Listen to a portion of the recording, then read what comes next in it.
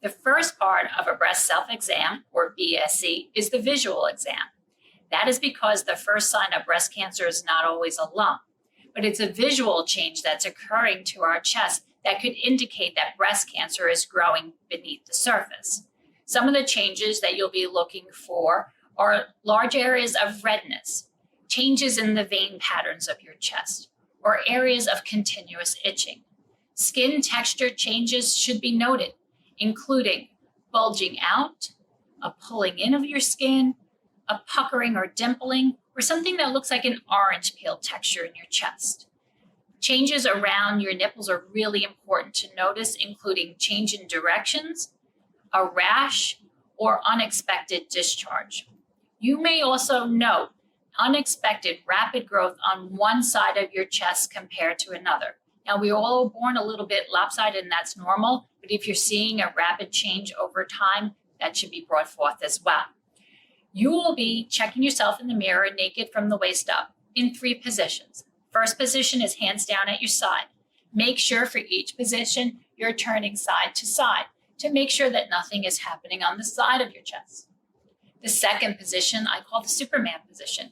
Hands overhead, tilting slightly forward. Again, remembering to turn side to side. The third position, you would put your hands on your hips and roll your shoulders forward. And again, making sure to turn side to side, make sure that no changes are occurring. It is important that you check all 3 positions, as some changes are more apparent in one position over the other. Any changes that you note should be brought to your physician's attention. The next part of the visual exam is the manual exam.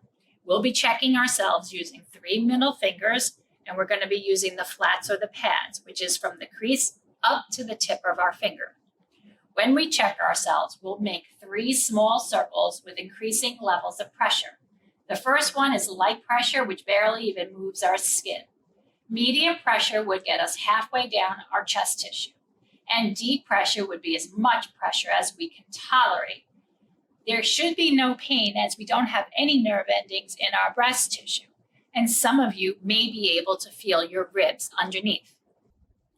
The perimeter of the tissue that we'll be checking includes our collarbone, deep into our armpits, down to our 5th rib, which can be found by making the aloha sign, sticking that thumb way up in our armpit, and wherever our pinky dangles would be the 5th rib, and continue across our chest. This entire area will be checked during our self-exam. You start checking yourself, you'll be laying down in bed. We're going to start checking the outer portion of our chest. So you'll want to roll onto your side slightly, prop a pillow behind your back, and twist your body so that your nipple is facing up towards the ceiling. You'll start by going into the deepest part of your armpit. Bring this hand back up to your forehead and start with your light, medium, and deep circle. When you've completed that, take a small step about a finger's width over and slide those fingers together, light, medium, and deep.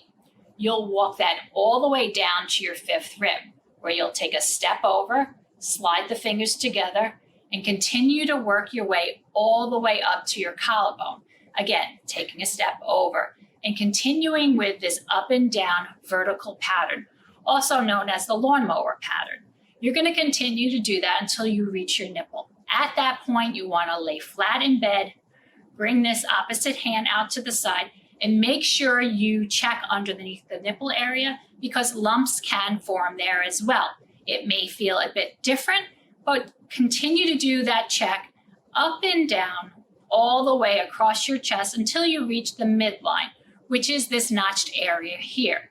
At this point, you would switch hands and switch sides and complete the check of the other side of your chest.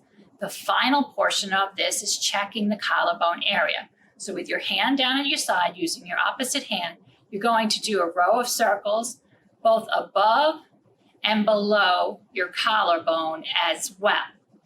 Remember, you're all going to have a lot of natural texture in your chest. When you're beginning this examination, you're just trying to learn where your normal lumpiness is, so that if something changes over time, your fingertips will detect it.